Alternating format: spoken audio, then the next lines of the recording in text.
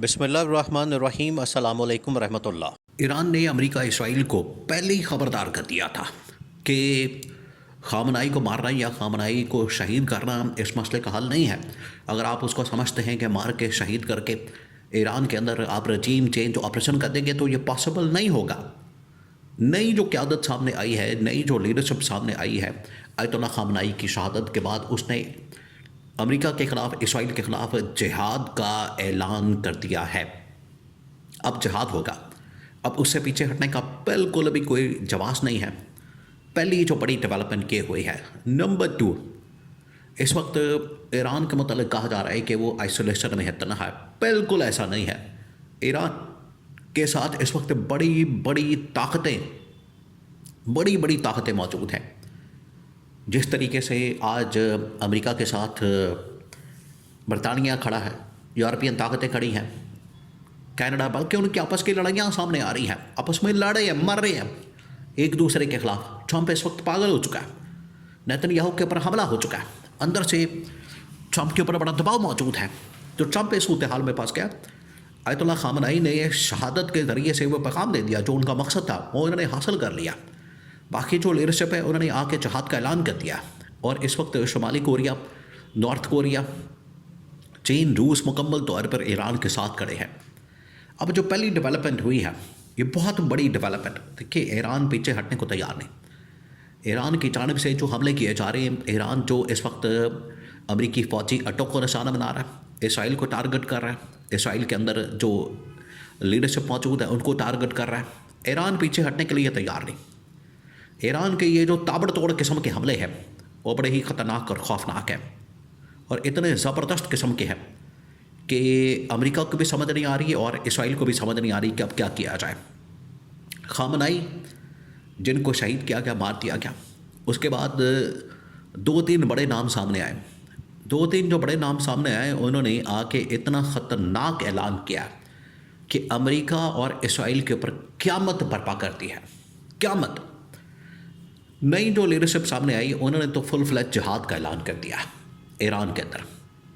और आपको पता है, जब इस्लामी जिहाद का ऐलान किया जाता है तो उसके बाद फिर वापसी का कोई रास्ता नहीं होता, कोई चांस नहीं होता कि तो बिल्कुल आप कश्तियाँ चला के तो आगे आ जाते हैं। यानी वापसी का कोई रास्ता नहीं, वापसी का कोई ऑप्शन नहीं। तो ये अब इनकी जानिब से ऐलान कर दिया गया।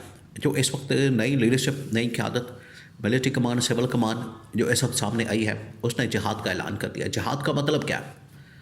इसका मतलब ये है कि अब हम सरेंडर नहीं करेंगे, अब हम मुज़ाकरात नहीं करेंगे, हम बातचीत नहीं करेंगे। और इसका मतलब ये है कि जितनी देर तक आयतुल्लाह ख़ामनाई की शहादत का बदला नहीं ले लिया जाता, जितनी देर तक आयतुल्लाह ख़ामनाई की शहादत का इंतकाम नहीं ले लिया जाता, उतनी देर तक हम चैन से नहीं बैठेंगे, उतनी देर तक हम पीछे नहीं हटेंगे। ये पहला मकसद है इस जिहाद का। नंबर 2, उन्होंने कहा कि इस बार जो हम जिहाद कर रहे हैं, ये तमाम जो अमेरिकी फ़ौजी अड्डे इस वक्त अरब ममालिक के अंदर मौजूद हैं, इसके अलावा जो बाकी खत्ते के अंदर मौजूद हैं, और जितने बहरी बेड़े यहाँ पर मौजूद हैं, इनको हम निशाना बनाएंगे, इनको नहीं छोड़ेंगे। और इस बार डू और डाई सिचुएशन पैदा हो चुकी है। आर या पार, या तो मार देंगे या फिर मर जाएंगे। ये अब उन्होंने ऐलान कर दिया, या मार देंगे या मर जाएंगे। तो ये अब सूरत हाल पैदा हो चुकी है ईरान के लिए, जो जिहाद का ऐलान किया गया। लीडरशिप ने कहा कि हम भी अब आयतुल्लाह ख़ामनाई के नक्शे कदम पर चल रहे हैं। आयतुल्लाह ख़ामनाई के नक्शे कदम पर चलते हुए कि तबाही और बर्बादी हम इनका मुक़द्दर बना देंगे, अमेरिका और इसराइल का। तो उन्होंने ऐलान कर दिया। नंबर 2, अब जो आलमी सतह के ऊपर सूरत हाल बन चुकी है, उस वक्त एक तरफ अमेरिकी ताकतें, उनके साथ बरतानिया मौजूद है, कनाडा मौजूद है, यूरोपियन ताकतें मौजूद है, इसराइल है, इंडिया मौजूद है। दूसरी जानब ईरान अकेला नहीं है, ईरान के साथ चीन है, रूस है, शुमाली कोरिया। इस वक्त जितनी भी टेक्नोलॉजी, लड़ाका तैयार है, और उसके अंदर साइबर टेक्नोलॉजी, उसके अंदर एयर टेक्नोलॉजी जितनी इस्तेमाल हो रही है, डिफेंस सिस्टम सारा का सारा, S-300, S-400, दिफाई निज़ाम, फ़िज़ाई निज़ाम, साइबर, सारा का सारा जो इस्तेमाल हो रहा है वो रूस का दिया हुआ, चीन का दिया हुआ साइबर जितना निज़ाम है। तो ईरान अकेला नहीं है, फ्रंट पर आपको इस वक्त अकेला नज़र आता है खड़ा, मुकाबला कर रहा है, लेकिन असल में उसके पीछे बहुत सारी ताकतें हैं। असल में उसके पीछे बहुत सारे ये ममालिक मौजूद है जो कि उसको सपोर्ट कर रहे हैं, उसकी हिमायत कर रहे हैं, उसके साथ खड़े हैं।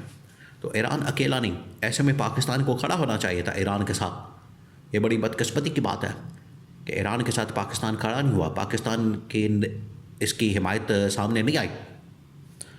असूलन चाहिए ये था कि ये इसकी हिमायत करते, इसके सपोर्ट करते। अब ये जो मामला सामने आया, अब अमेरिका और बरतानिया आपस में लड़ पड़े हैं। देखें, ये ईरान ने बड़ा ज़बरदस्त काम किया, उसने फ़ौजी अड्डों को निशाना बनाया। अब फ़ौजी अड्डे मुकम्मल तौर पर नकारा हो गए हैं, वहाँ से वो काम ही नहीं कर पा रहे, ऑपरेट ही नहीं कर पा रहे, ना लाखा तैयार है वहाँ पर, कोई बंदा ना बंदे के साथ तबाह व बर्बाद हो चुके हैं। तो अमेरिका ने ये रिक्वेस्ट की, तरला किया, मिन्नत की बरतानिया से कि अपने फ़ौजी अड्डे दो। बरतानिया ने 2 में से 1 फ़ौजी अड्डा दिया कि ठीक है, एक को इस्तेमाल कर ले, दूसरा उसने दिया ही नहीं। आप यहाँ से लेवल चेक करें कि इनके आपस के अंदर कितना एक दूसरे के ऊपर एतमाद है। तो ट्रंप ने उसके ऊपर ट्वीट कर दिया कि बरतानिया ने मुझे मायूस किया, बरतानिया की वजह से मुझे मायूसी हुई कि ऐसे मौके पर, ऐसे मुश्किल वक्त में बरतानिया ने सिर्फ 1 फ़ौजी अड्डा हमें दिया, दूसरा नहीं दिया। तो यहाँ से आप अंदाज़ा कर सकते हैं कि इस वक्त अमेरिका इसराइल कितने लिमिटेड ऑप्शन इनके पास मौजूद है। इनके जो आपस के इत्तेहादी हैं वो भी लड़ रहे हैं, एक दूसरे के साथ मर रहे हैं, लेकिन ईरान कम से कम अगर अकेला है तो अकेला मुकाबला कर रहा है, अपना फ़ैसला कर रहा है, उसके पास फ़ैसला साजी की ताकत मौजूद है, पावर मौजूद है, अथॉरिटी के साथ, बड़ी हिम्मत के साथ, जुर्रत के साथ, दलेरी के साथ मुकाबला कर रहा है, पीछे हटने को तैयार नहीं। ये है असल ताकत, ये है असल पावर, जो कि वो पीछे नहीं हट रहे। और यही उसकी ताकत जो है, यही जो उसकी पावर है, ये इनका खासा बन चुकी है। ईरान इसी वजह से पीछे हटने को तैयार नहीं होता, घुटने नहीं देखता, हथियार नहीं फेंकता। तो ईरान के साथ जो सपोर्ट है इस वक्त चीन की, रूस की, शुमाली कोरिया की, वो इसमें ताकत के उस लेवल के ऊपर पहुंच चुके हैं ईरान वाले कि ईरान को अब किसी की ज़रूरत नहीं है। और इनकी जानब से जो हमले किए जा रहे हैं मौजूदा इस वक्त, लड़ाका तैयारें तबाह बर्बाद कर दी हैं, अमेरिकी फ़ौजी अड्डे, और इसके अलावा जितनी बंदरगाहें, जितना बहरी पेड़े अमेरिका के, इसराइल के, सारे उड़ा के रख दिए हैं। अब इनके पास कोई भी ऐसी जगह नहीं बची, ऐसा पॉइंट ही नहीं बचा जहाँ से ये लोग, ये सारे के सारे डिफेंस पे चले गए हैं, अपने अपनी डिफेंसिव पोजीशन में चले गए हैं। इन्होंने तो समझा हुआ था कि ये फ़लस्तीन की तरह इसके ऊपर हमला करेंगे और फ़लस्तीनियों की तरह ये रोएंगे, एक दूसरे को ये बुरा भला कहेंगे। ईरान तो आगे से पड़ गया, ईरान ने तो आगे से इतना ज़बरदस्त किस्म का हमला किया, इतना ताबड़तोड़ किस्म का हमला किया कि ये उसको अफोर्ड ही नहीं कर पा रहे, बर्दाश्त ही नहीं कर पा रहे। इनके लिए झेलना बड़ा मुश्किल हो गया, ये इसको बहुत बड़ा एक मसला बन गया इसराइल के लिए, अमेरिका के लिए। ये ट्रैप में आ गए हैं और इतनी तबाही और बर्बादी अब होगी इनकी, आने वाली नस्लें भी इनकी याद रखेंगी।